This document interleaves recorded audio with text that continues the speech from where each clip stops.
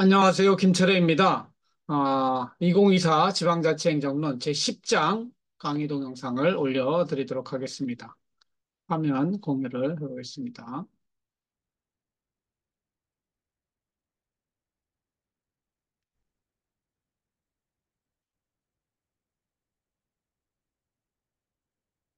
제10장의 주제는 시민단체입니다. 시민들이 자발적으로 조직한 단체를 시민단체라고 하는데, 우리가 다루는 정부는 이 법에 따라서 강제력을 가지고 있잖아요. 강제력이 없는 자발적인 자유단체, 임의단체가 시민단체가 되겠습니다. 그래서 우리 큰 그림으로 보면은 국정관리, 나라의 운영이 이루어질 때 시장의 역할, 정부의 역할, 시민사회의 역할이 있는데, 오늘은 시민사회의 역할이 어떠한 것인지 살펴보는 시간이 되겠습니다. 여러분들이 나중에 이은구 교수님, 지금 부총장하고 계시는 이은구 교수님하고 나중에 거버넌스 이론, 이런 것들을 배우게 될 터인데, 거버넌스라고 하는 거는 govern 하면은 통치하다 그런 의미거든요. 거기서 나온 government는 통치하는 조직을 말하고, governance는 통치하는 그런 구조 전체를 좀 더 넓은 개념으로 이야기를 합니다. 그래서 government라고 하면은 정부, 통제하는 rule over. 그래서 정부가 법적으로 생기고 정부가 법에 의해서 하향식, 이제 늘 강조하죠. 탑 다운으로 하는 그런 행정을 government라고 볼 수 있습니다. 여기는 to C라고 제가 이름을 붙였는데, 이거는 command and control. 법에 따라서 명령을 내리고 안 하면 통제하는 이런 중심이 government다. 그래서 전통적 행정은 정부가 법률에 기초해서 탑다운, 하향식으로 정책을 집행하는 거였어요. 반면에 1980년대 이후에 등장한 거버넌스 이론이라고 하는 것은 정부가 일방향으로 하향식으로 하는 것이 아니라 서로 협조하면서 하는. 그래서 바텀 업이 함께 들어가는 거죠. 탑 다운과 바텀 업이 함께 들어가는 그러한 국정 관리를 거버넌스라고 합니다. 여기는 그래서 2C가 아니라 4C. 그래서 커뮤니케이션, 의사소통하고, 코오디네이션, 조종하고, 컴프로마이스, 이거는 서로 타협하는 게 컴프로마이스라고 해요. 코오퍼레이션, 함께 협조하는 거. 이런 식으로 행정을 해야 꼭대기에 있는 공익을 더 증진할 수 있다. 이런 컨셉을 가지고 있습니다. 그래서 이러한 협치가 이루어지기 위해서는 관련된 모든 이해관계자들이, 저 위에서는 가버먼트 공무원이 다 있잖아요. 이게 아니고 모든 이해관계자를 스테이크홀더라고 합니다. 스테이크홀더들이 참여하는 가운데 정책을 결정하고 집행하는 이런 것들을 거버넌스를 부른다. 그래서 여러분들이 거버넌스 개념을 행정학 또들이면 자연스럽게 알고 있어야 된다. 유사 개념으로 경영학에서는 의사결정 주체와 과정을 공격 거버넌스, 누가 의사결정에 참여하느냐, 그 과정은 어떻게 되느냐, 의사결정 중심으로 살펴보는 것이 공기업 거버넌스, 경영학의 거버넌스가 되겠습니다. 그래서 우리 행정학에서는 그동안 이제 2C 행정학에서 4C 행정학으로 바뀌면서 거버넌스라고 하는 새로운 행정을 강조합니다. 그래서 정책과 관련된 수혜자, 피해자, 전문가 집단, 시민단체를 정책 결정 및 집행 과정에 참여시키는 그런 거버넌스 행정이 되고 있다. 이 거버넌스의 장점은 집행 과정의 수능성을 확보할 수 있어요. 수혜자들이라든가 피해자들이 정책 결정 과정에 참여함으로 인해서 왜 그런지 이해를 하게 되기 때문에 나중에 발생하는 갈등을 선제적으로 좀 예방할 수 있죠. 그리고 정책의 불확실성도 감소하게 됩니다. 반면에 거버넌스는 다양한 이해관계자가 참여해서 갈등을 하기 때문에 결정 자체가 어려워져요. 그러니까 정책 결정 과정에 이들을 참여시키는 것이 거버넌스인데, 그래서 정책이 옛날처럼 딱 진행되지 못하고 표류하는 그러한 상황이 펼쳐질 수 있다는 것이죠. 그 다음에 시민단체에 대해서도 우리가 알아봐야 되잖아요. 모든 걸 알려면 여러분들이 정의가 뭔지를 꼭 살펴봐야 되거든요. 그래서 시민단체의 정의를 아, 살펴보기 전에 우리는 이익집단이라는 이야기를 들어봤어요. 공공성태론에서도 인터레스트 그룹, 철의 삼각 여기에도 이익 집단이 들어갔는데 이익 집단, interest에 나오는 것처럼 특수한 이해관계를 같이 하는 사람들이 만든 단체. 그래서 자신의 이익을 관철시키려고 정치인들, 공무원에게 압력을 가한다고 해서 프레셔 그룹, 압력 단체라고도 이렇게 부릅니다. 이들은 법률이 제정하는 과정에 집단 이익이 반영되도록 로비, 정치 자금을 동원해서 로비를 하거나 투표권, 우리가 다음 선거 때 몇만 표가 있는지 알아? 이러면서 투표권을 통해서 압력을 가하기도 합니다. 그래서 이러한 이익 집단의 대표적인 것이 우리가 보고 있는 것이 의사협회죠. 의사협회 다음으로 센 게 변호사협회. 미국 같으면 총기협회가 그렇게 세요. 또 우리 경제 어? 사용자들을 대표하는 정경련, 또 중소기업협회 이런 것들이 다 자신들의 이익을 말로는 TV에 나와서는 공익을 이야기하지만 실질적으로는 자신의 이익을 추구하는 거죠. 이런 행태가 팽배하게 되면 이런 것들을 집단 이기주의라고 해요. 국가의 이익 또는 공익보다는 특정 집단, 특정 지역의 이익을 추구하는 것이죠. 그래서 우리 지방자치로는 님비, 핀비라는 개념이 있는데 이거는 지역 이기주의를 말해요.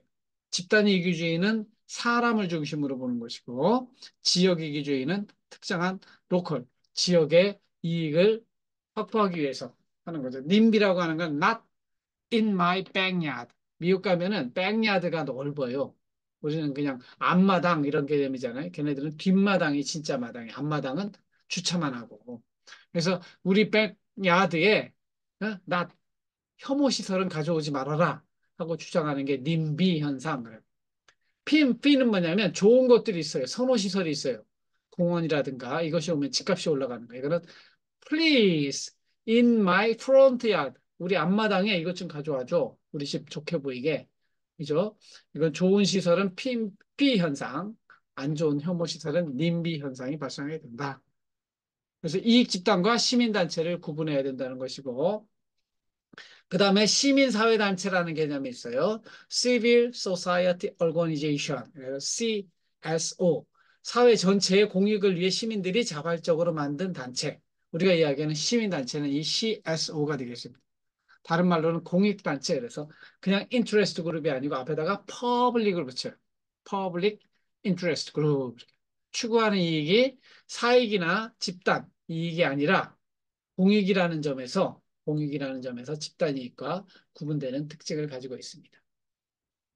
그리고 여러분들이 시민단체와 유사 개념으로 해야 될 게 NGO 그러면 Non-Government Organization. 이거는 뭐냐면 Non-Government, 정부가 아닌데 공익을 좀 추구하는 그런 기관들을 Non-Government Organization 그래요. 그러니까 정부하고 비교해 본 거죠. NPO 그러면은 이거는 Non-Profit, 기업처럼 이익을 추구하지 않아요. 그렇죠? 이것도 기업처럼 이익을 추구하지 않고 나름대로 공익을 추구하는 이런 기관을 비영리기관 그럴 때는 NPO, 비정부기관 그럴 때는 NGO. 그다음에 쾅고라는 개념도 있는데 이거는 쿼자이 비슷하다. 쿼자이 autonomous NGO, NGO인데 쿼자이 autonomous. 그러니까 100% autonomous, 자율적으로 되는 건 아니고 정부에게 조금 예속돼 있는 그런 준정부 단체, 산하기관들을 쿼자이 autonomous NGO, 그래서 쾅고 이렇게 부릅니다. 이런 기관들은 정부 업무를 위탁 수행하는, 그래서 정부에 딸려 있는 산하기관이기 때문에 사실상 이거는 시민단체라고 보지 않는다. 그다음에 제3섹터라는 개념이 있어요. The third sector라고 하니까 이게 일본에서 나온 개념인데, 이거는 공공부문과 민간 부분이 공동으로 출자한 민간 합동법인을 제3섹터라고 해요. 고속도로도 보면은 천안논산 여기는 어? 국토부도 투자했지만 민간에서도 투자한단 말이죠. 그래서 새로운 법인체를 만들어서 그 고속도로를 경영하게 한다는 거죠. 이런 것들을 민관 합동 법인 그리고 제3섹터 이렇게 부른다는 거죠. 그러면 우리나라에는 어떤 시민단체가 있는가? 시민단체는 나름대로 이것이 공익이다 하고 주장하는 가치가 있어요. 꼭대기에. 이 가치를 어떤 걸 내세우냐에 따라서 그 시민단체의 이름과 활동이 달라져요. 인권을 강조하는 데는 인권운동 사랑방, 청소년 인권행동, 국제적으로는 국제 엠네스티, 여성의 여권 신장을 강조하는 여성의 전화, 여성 민우회 이런 아동을 돌보는 거는 초록우산 어린이재단 이런 것들이죠. 정치 쪽에도 시민단체가 있으면 대표 참여연대, 함께하는 시민행동. 경제 쪽에, 경제 쪽에, 어, 시민단체, 대표적인 시민단체는 경제정의실천연합. 그러니까 정경련 이런 것들은 뭐라 그랬어요? 이익 집단이지만 이런 것들은 공익을 추구하기 때문에 시민단체라고 합니다. 환경 쪽도 많아요. 환경운동연합, 녹색연합. 교육 쪽도 많습니다. 제가 몸담았던 공동육아와 공동체 교육, 공공교rop원 이런 데도 있고 사교육 걱정 없는 세상 이런 시민단체도 있습니다. 통일 쪽, 그다음에 문화 쪽에도 시민단체가 있고요. 그러면 이러한 시민단체는 어떻게 운영되는가? 여러분들 시민단체 활동을 안 해보셨죠? 그런데 이제 실제 이제 대학생 졸업하고 나도 이 사회에 나름대로 뭔가 의미 있는 주체로서 활동하고 싶어. 그럴 때는 시민단체에 들어가게 되는데 거기서 전적으로 활동하는 사람들이 있어요. 시민사회 활동가라고 합니다. 활동가. 이 사람들은 저는 뭘 먹고 사나 기업에 들어가서 월급도 못 받는데 이런 고민들을 많이 해서. 그러니까 뭔가 자영업이 있거나 뭔가 좀 수입이 있는 사람들이 해야 되는 게 시민사회 활동가예요. 그러나 그 밑에 보면 재원 조달이 충분히 된다고 할 때는 활동가에게도 NGO 조직에서 나름대로 이윤 추구하지 않지만 공익을 추구하면서도 나름대로 돈을 모아서 많은 돈은 아니지만 월급을 주게 돼 있어요. 그래서 이 그 시민사회를 대표해서 활동하는 사람들, 시민사회 활동가라고 하고 이 사람들은 설립 목적과 관련된 사회 문제, 사회적 가치에 대한 분석, 대안을 도출하고 집회, 캠페인을 조직하고 회원을 모집하고 기금을 모집하는 활동을 합니다. 그 다음에 이런 사람들이 구체적으로 어떻게 재원을 조달하느냐? 이거는 이제 시민단체가 결국은 함께 단체로서 활동하려면 우리나라는 법인이라는 게 법적으로 그냥 인간은 자연인이라고 부르고 자연인이라고 부르고 법으로 만들어진 인간은 법인이라고 하는데 그 법인을 만들 수 있는 게 사단법인, 재단법인, 뭐 법인이 아닌 단체 이런 것들이 있습니다. 그래서 이 조직 형태에 따라서 주로 이제 사단법인 같으면 사람이 모였으니까 회비를 받아요. 그리고 또 후원금을 받습니다. 공익을 위해서 쓰기 때문에 이 후원금 내면 세금에서 면제해주는 그러한 특성도 있어요. 그리고 어떤 경우에는 정보 보조금을 받게 돼요. 왜냐하면 공익의 활동을 하니까 정부가 추구하는 게 공익인데 정부가 해야 할 일을 대신해 주니까 보조금을 주는 경우도 있죠. 그런데 특히 이런 정부 보조금의 경우에는 어떻게 해야 돼요? 국민의 돈을 준 거기 때문에 회계가 투명하게 어디에 어떻게 써서 실제로 공익을 실현했는지에 대한 그러한 증명이 있어야 되는데 이게 없는 경우가 많다. 이것이 시민단체의 문제고 나중에 더 살펴보도록 하겠습니다. 그래서 시민단체는 무엇인가? 첫 번째, 정치적 편향성. 우리나라의 시민단체는 공익을 주장하지만 그 공익에 대한 주장이 이 정당처럼 우리나라 국민의힘, 민주당, 뭐 조국당 이렇게 있듯이 이 편향적인 측면이 많아요. 그러니까 이 바깥 텔레비에 나와서가들은 다 사회 전체의 공익을 이야기하지만 실질적으로는 정치적 이익 집단으로서 활동하는 경우가 많다 이거죠. 그래서 기업의 후원을 받고자 하는 그러한 시민단체들은 기업의 입장을 대변하기도 하고 정부가 바뀜에 따라서 친정부의 입장을 대변해서 정부 보조금을 타내기도 합니다. 그리고 우리나라의 시민단체 대표 활동가들이 그동안 순수한 시민 활동을 하기보다는 정치가가 되기 위한 정치적 진출을 위한 기반으로 어, 시민단체를 활용한 측면이 많지 않아요. 없지 않아요. 그리고 정부가 바뀜에 따라서 시민단체의 보조금이 싹 달라져요. 그래서 블랙리스트, 화이트. 이번에 노벨상 받은 한강도 문학 자체가 좀 사회에 저항하는 이런 문화가 있으니까 옛날 정부에서는 블랙리스트에 올랐다는 거 아니에요? 이런 것들이 만들어지는 이런 것들은 진짜 문학은 문학 자체로 봐야 되고 시민단체는 시민단체 자체로 봐야 되는데 제가 볼 때는 이 정부 보조금 정부 보조금 이거를 저는 없애는 게 맞다고 봐요. 그래서 자생적인 회비로 운영되는 그러한 시민단체들이 튼튼하게 형성되어야 되는데 그것이 없는 것이 문제라고 저는 생각을 하고 있습니다. 그다음에 도덕적 해이의 문제도 있어요.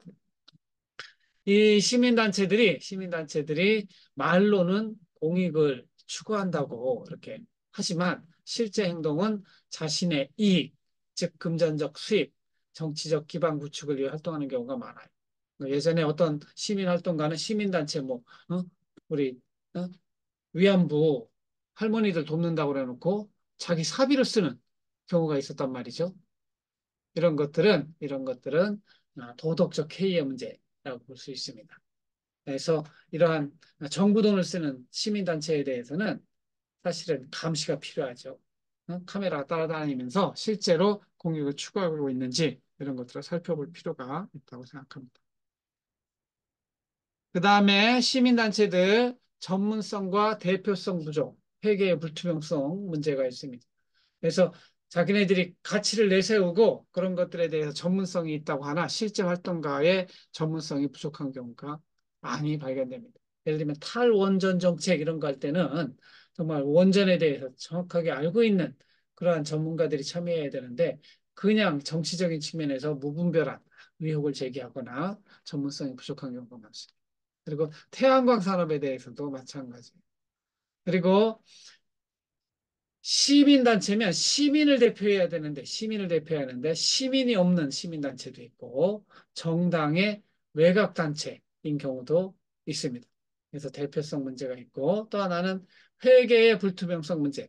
설립 목적과 관련이 없는 영리 사업을 수행하다가 걸리는 경우도 있고, 회계가 불투명해서 어디에다 돈을 썼는지, 정확하게 카드를 쓰면 되는데, 카드 안 쓰고 현금을 쓴다든가, 이렇게 해서 영수증이 간이 영수증으로 채운다든가 이런 것들.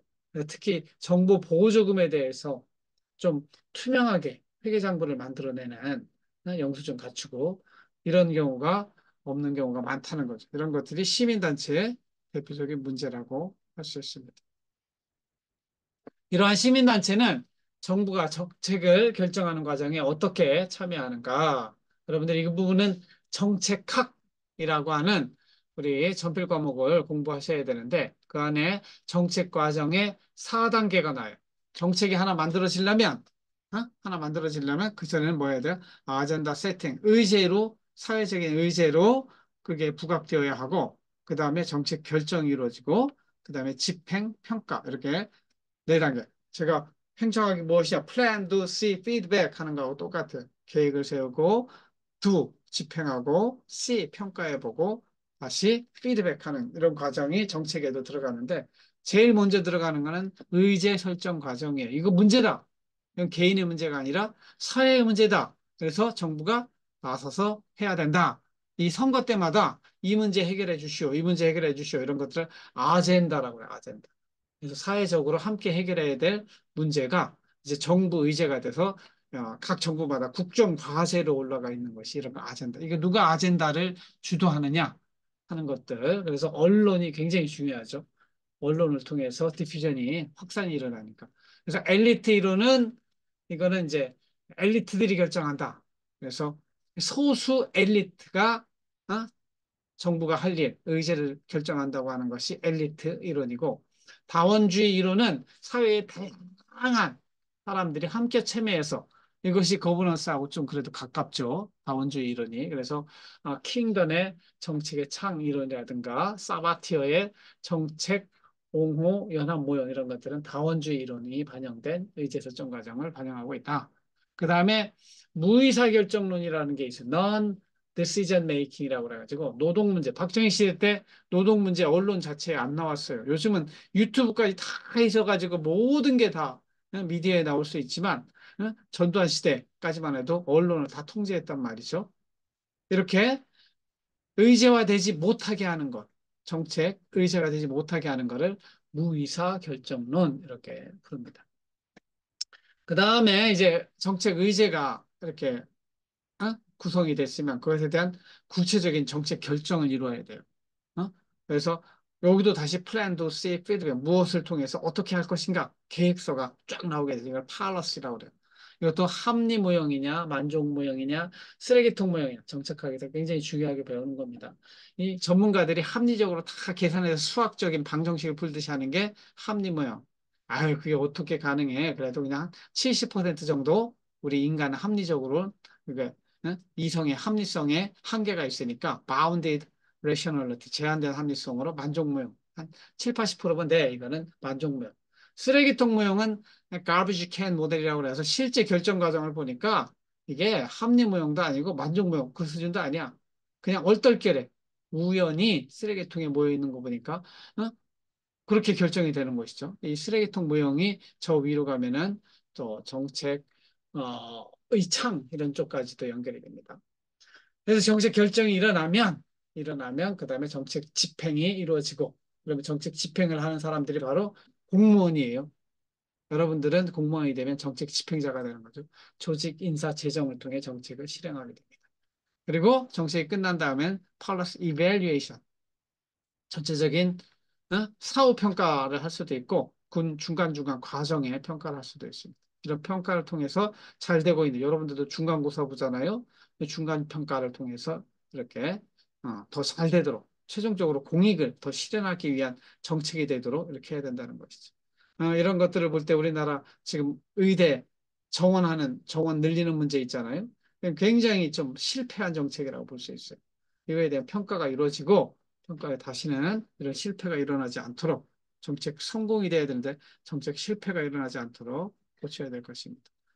그래서 지방정부 정책 과정에 시민단체가 그러면 이런 정책 과정은 대부분 누가 주도해요? 정치인과 공무원이 주도하는데 여기에 시민단체가 참여하는 거를 우리 거버넌스라고 했잖아요. 그래서 의제 설정 과정에는 시민들이 어? 시위를 하고 데모를 하고 또 언론에 글도 쓰고 그래서 1990년대 우리나라 낙동강에 페놀 사태라는 게 발생하거든요. 거기 환경단체가 이제 적극적으로 나서서 정부 입장에서는 그렇게 안 하려고 그러죠. 정부 입장에서 덮으려고 그랬는데 언론에 내고 그래서 이제 우리나라 물관리 문제가 새로운 정책으로 등장하게 됐죠. 그래서 언론, 집회, 시위, 토론회 등을 통해서 정책 의제화할 수 있는 것이 시민단체다. 그다음에 정책 결정 과정에는 실제로는 깊숙이 참여하지 못하지만 정부가 옛날에 혼자서 결정했는데 지금 공청회, 청문회 하게 돼 있어요. 그리고 자문위원회의 의견을 듣게 돼 있는데 여기에 시민 단체의 위원들이 참여시키도록 그런 거버넌스가 만들어져 있죠. 집행 과정에서 옛날에 공무원이 다 했는데 지금은 시민들이 모니터링을 해요. 실제 목적에 맞게 하고 있는지, 돈을 제대로 쓰고 있는지.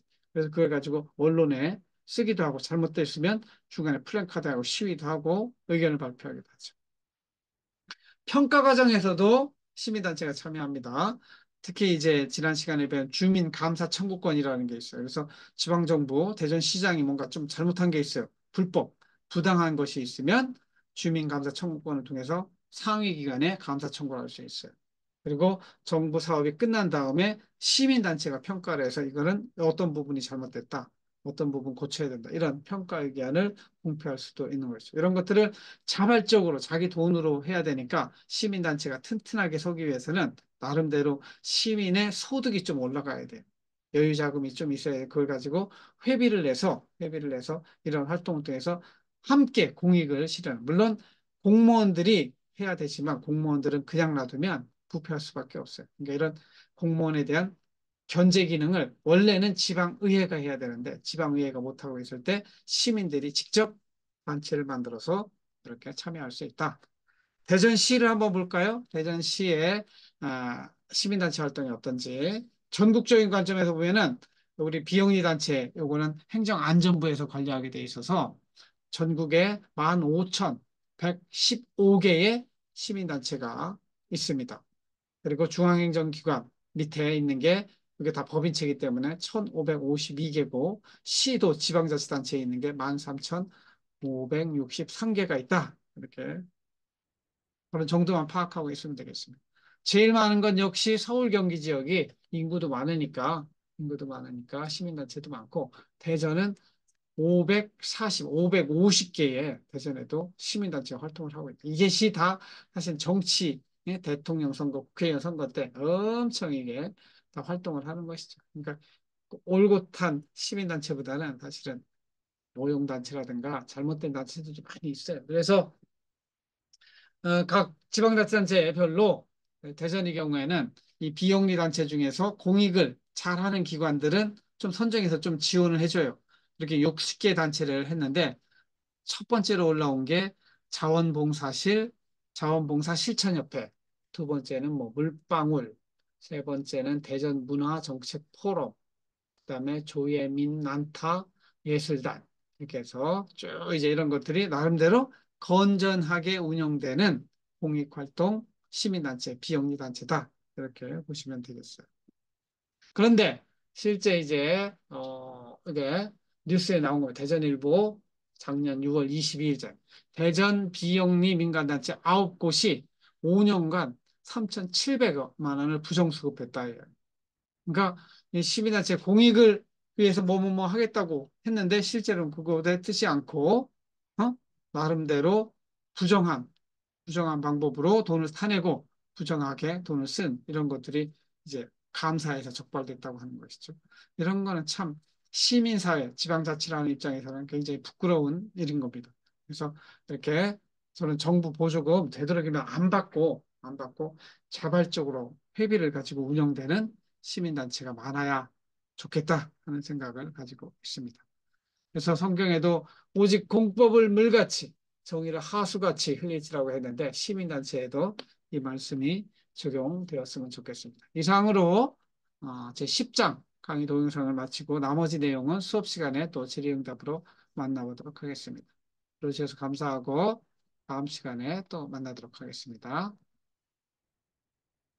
공중지하고 마치겠습니다.